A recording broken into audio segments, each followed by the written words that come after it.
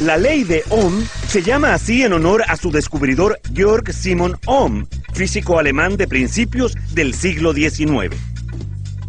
La ley de Ohm establece que la cantidad de corriente que pasa por un circuito es directamente proporcional al voltaje aplicado e inversamente proporcional a la resistencia del circuito. La ley de Ohm permite calcular la resistencia y el voltaje adecuados para cada circuito. La intensidad es igual al voltaje dividido por la resistencia.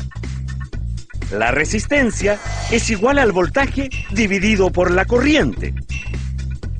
Y el voltaje es igual a la corriente multiplicada por la resistencia.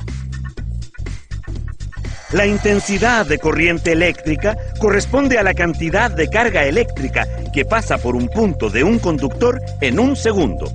Se mide en amperes. El voltaje o fuerza electromotriz dependerá de lo que llamaremos fuente de voltaje y se mide en voltios. La resistencia que opone el conductor al flujo de corriente es lo que llamamos resistencia eléctrica.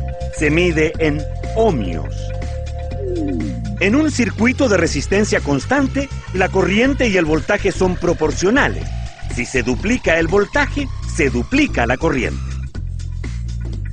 Por otro lado, si se duplica la resistencia de un circuito, la corriente se reduce a la mitad.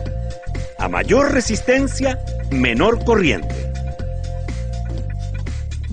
La resistencia de un cable depende de su espesor, su longitud,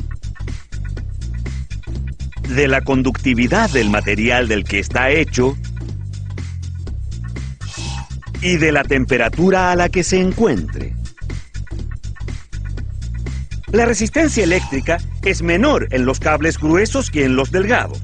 Los cables largos oponen más resistencia que los cortos. En la mayoría de los casos, un aumento de temperatura se traduce en un incremento en la resistencia del conductor.